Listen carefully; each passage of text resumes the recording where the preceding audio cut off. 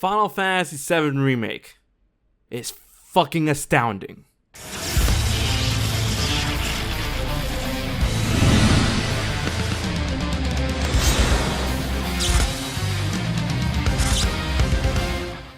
Final Fantasy VII Remake is obviously a remake of one of the most beloved games of all time, and this is easily one of the most anticipated titles of our generation. With that being said, many people were frightened at the outcome of this product, but I can say after dumping many hours into it, this game goes above and beyond.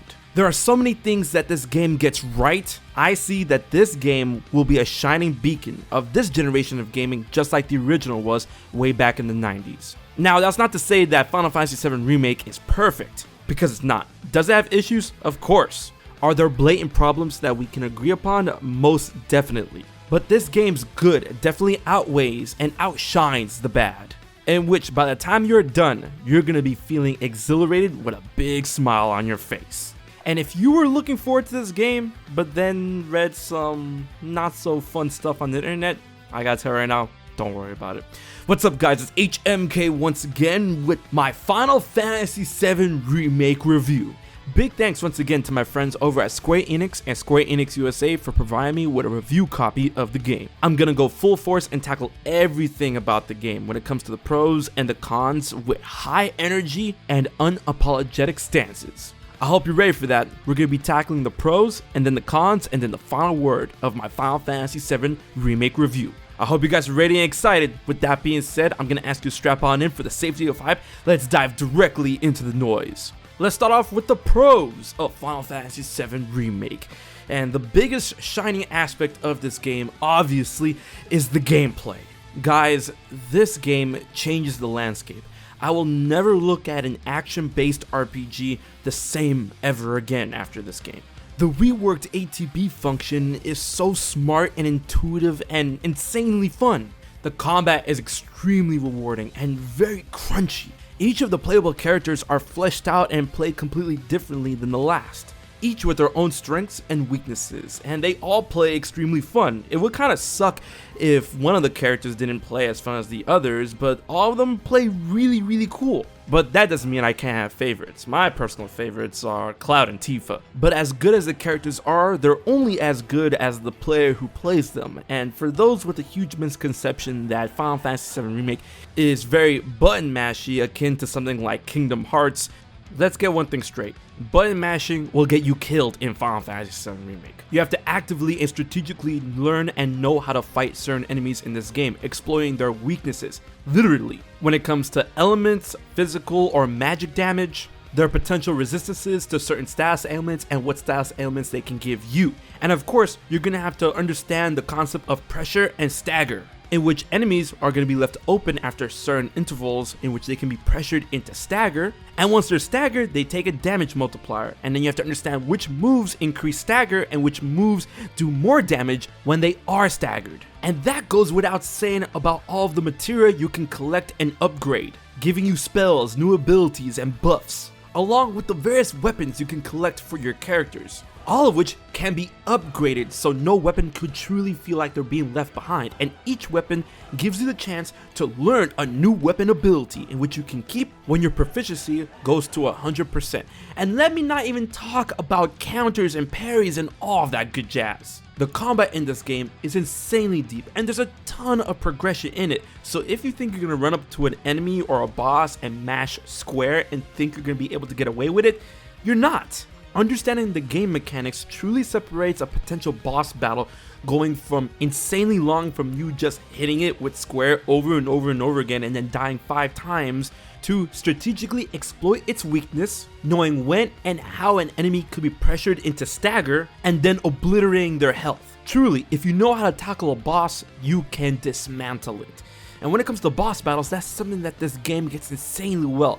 The bosses are very fearsome, varied, and they will truly test your mettle. Some of them will take a little bit more tinkering on how to figure out how to fight them, so make sure you have that assessed material locked in. Now of course, gameplay is probably the most important chunk when it comes to a video game, but there are other aspects, including the graphics. You know, this is a Square Enix game.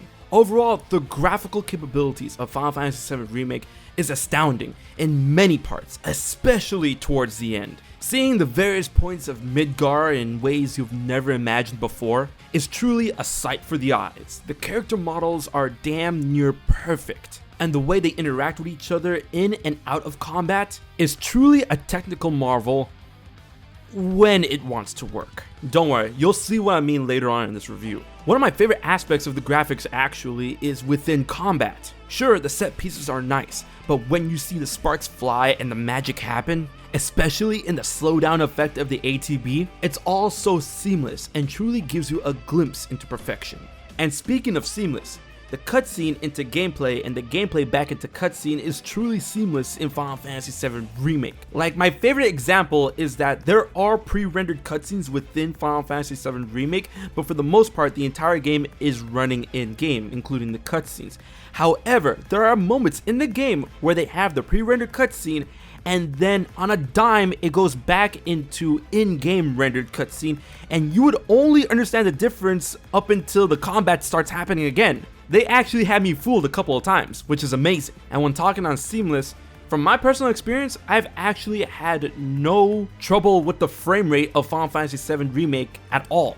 There are no stuttering, there was no hiccups, or even slowdowns. It just all worked, and it got me to the point where I forgot that this can actually be an issue in video games. But that's not to say that the graphics are perfect and they always work. Like I said before, you're gonna find out what I mean in a bit.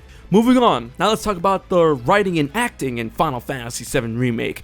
And I gotta say, the writing and acting is actually really stupid good in this game. The way the characters are portrayed in the dialogue in Final Fantasy VII Remake is astounding. It's top notch, it's 10 out of 10. The voice actors behind every single character in this game truly put in their all. The dialogue exchanges, the banter between certain characters is stuff of high quality. Being the catalyst to every single conversation that takes place in this game, Cloud goes above and beyond. You can't help but fall in love with this character in ways that you never imagined. His voice work does insane justice to the original content. His interactions with Barrett, Tifa, Aerith, Biggs, Wedge, and Jesse, and everyone in between. The writing is just really fucking good. Oh, and they curse a lot, which is always a plus. Going off on the things that you hear in this game, the sound is amazing. But as crisp as the sound work is in Final Fantasy VII Remake, it truly does not hold a candle to the music you're gonna hear in this game. Of course, there are a ton of familiar tracks from the original that are reworked for the remake, but it is the surprisingly new additions and the new remixes in areas that you would not expect to have good music that truly took my breath away. Like for the biggest example, once you get to the Collapse Expressway, you're gonna know what I mean. The overworld and the battle music within that area just slaps. It has no reason to slap that hard. It has no business to slap that hard. Of course, when you have musical tracks such as Let the Battle Begin and Blankety Blankety Blank, you would think the other tracks would have some steep competition, but nope. It's a pretty well-rounded package. Oh, and don't let me get started on that Turks battle theme song. Me? Have a problem with the music and sound? No, too strong. And now we come to the controversial part of Final Fantasy VII Remake, or I should say the quote-unquote controversial part of Final Fantasy VII Remake, and that deals with the story of the game. Now don't worry, I'm not gonna get overly spoily with this, especially when considering the fact that some people have not played the original before playing this game. But I'm just gonna say one part that should already been known and has been revealed way before this game even came out. So Final Fantasy VII Remake takes place entirely within Midgar, which in the original was about 5 or 6 hours, but when I was through with this game, I clocked in about 40. The story of Final Fantasy VII Remake is truly a ride to behold and something that you can only truly understand once you play the game for yourself instead of watching clips on YouTube. This game is a remake through and through in every extent of the word. They add so much context within this game that was not possible in the original. And it is thanks to that they're able to flesh out characters and moments that are iconic in the game, and some characters are not so iconic in the game. Like, thanks to the remake, I actually care about Jesse, Wedge, and Biggs. The remake did wonders for establishing their characters. And it is this proof in the pudding that show what the remake can do in establishing and fleshing out various aspects from the original. And it is due to that the overall story is adapted and expanded. However, the overall arc from what happens in Midgar when it comes to the Final Fantasy original game and to the remake overall stays the same. However, it's some of these additions and reworks within the story that people want to claim that it's completely changed and overhauled when it really isn't. Sure, there are strong narrative aspects within the remake that weren't present in the original, but they don't change the overall roadmap of Final Fantasy VII. How can I put it? Okay, think of it like this. Imagine you're in a cart ride as a kid onto your favorite ice cream shop.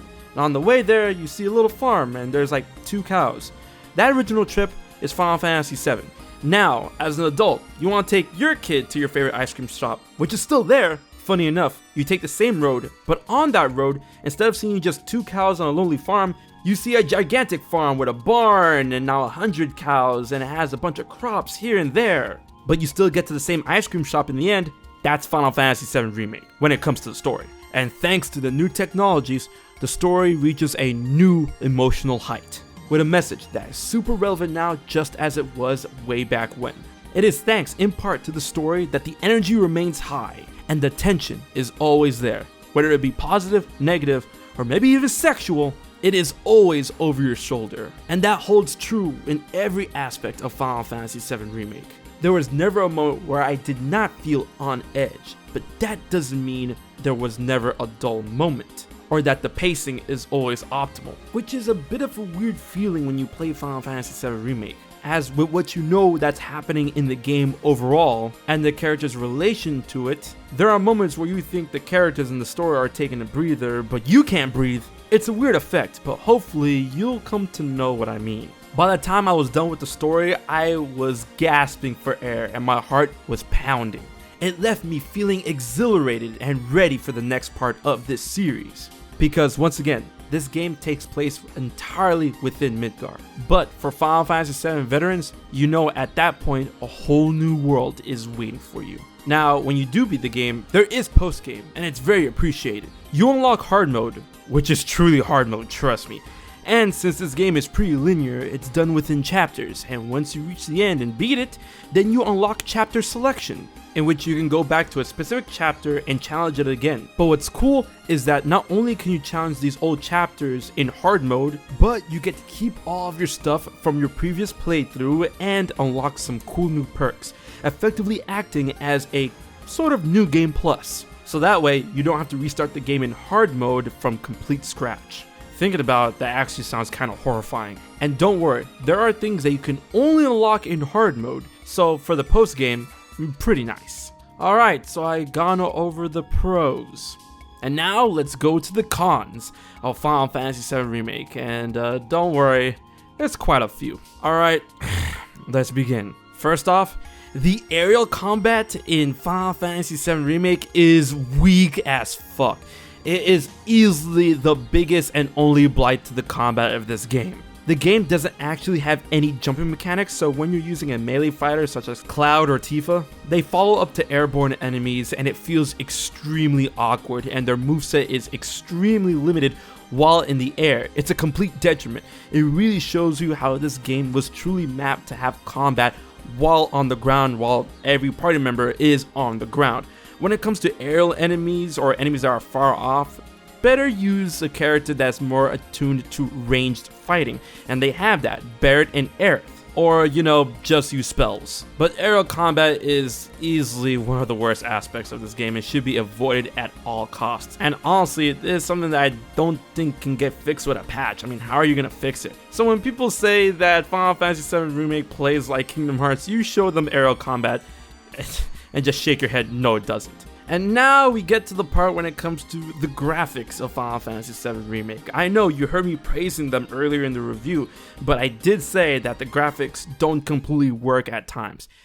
So when it comes to Final Fantasy VII Remake and the graphics and the detriments and the cons of it, there are a ton, and I mean a lot, of texture issues that I've been noticing within Final Fantasy VII Remake. That's why I said earlier, near the end of the game, the graphical settings of everywhere you see is actually extremely top notch, and they are. But in the earlier parts of the games, especially the different sectors and slums, the textures for various set pieces just either don't load up correctly or don't load up at all or take too long to load up. I mean, you guys should know what I'm talking about if you already played the game. The infamous cloud door. That being said, this is usually a problem that only afflicts various aspects in terms of the scenery and very little to do with the models, especially just the human models. Sometimes their clothing textures don't fully load up right away, but that's just about it, and that's something that plagues only NPCs. But when it comes to the models of the main characters and the enemies, I have yet to encounter a problem with their textures. And boy oh boy, don't let me get started on those flowers when you head over to Aerith's house. These are the parts in which the graphics don't work all the way properly. I'm telling you, when the graphics work in Final Fantasy VII Remake, they work. But when they don't, they definitely don't. However, I feel that this can easily be solved with a patch. However, that's not where the graphical issues end. Now, I did say before, when characters interact and their dialogue is great and the graphics showcasing their conversation is top notch, but that usually exists within the main story of Final Fantasy VII Remake. When talking to NPCs, there are many a time when they're lip syncing and their models just don't look right at all. Like, I really hate to say it, but when talking to certain NPCs, I get those Mass Effect Andromeda vibes. And you're gonna see this quite a few times, especially when you want to tackle those side quests. And that's when we get to the side quests. Within Final Fantasy VII Remake, there are side quests within the main story of the game, and completing them do yield some crazy rewards, and some of them even lead you to cool new areas fighting awesome new bosses and enemies. And in those times, they're pretty dope. However, there are some side quests that do get extremely menial and monotonous. Definitely a weaker aspect of this game that really makes you wonder if those extra rewards are really worth it. And I know for a lot of people, it's going to disrupt the overall flow of the game. And speaking on flow and pacing, as I said before, Final Fantasy VII Remake is a pretty linear game. And there's nothing inherently wrong with that. However, traversing certain aspects within the game's linearity does get extremely janky and off-putting sometimes, which disrupts the entire flow and pacing of the game. There are times where you have to walk through a crack in the wall or climb a certain ladder or push a certain block, which is really going to make you sit and wonder who thought it was okay to slow down the game this much in this aspect. Like, there are times where I can get it builds tension, but whenever there's a time where I have to go back and forth between two areas and I have to like slide between a tight space that screeches the whole game to a halt, that's just bad design. And honestly, that is where the cons end for this game. Although they're pretty varied in a bunch of them, I feel that these don't detract from the overall experience that is Final Fantasy VII Remake. It's a joy to play and a joy to the senses. Sure, it had its detriments, but I feel that the pluses of this game completely outshine and overshadow the negative aspects of this game. And the catalyst, the shining exemplary beacon of it all, lies within the combat of Final Fantasy VII Remake. With this rewarding, fast-paced yet strategic gameplay, I definitely see future generations of games looking to this for inspiration. Final Fantasy VII Remake is modern RPG combat done right. And if this is the future, then I'd say the future is extremely bright, and I cannot wait to see what lies in a reimagined world beyond that of Midgar. And that is why, when it comes to Final Fantasy VII Remake, I loved it. And I'm confident that you will love it too.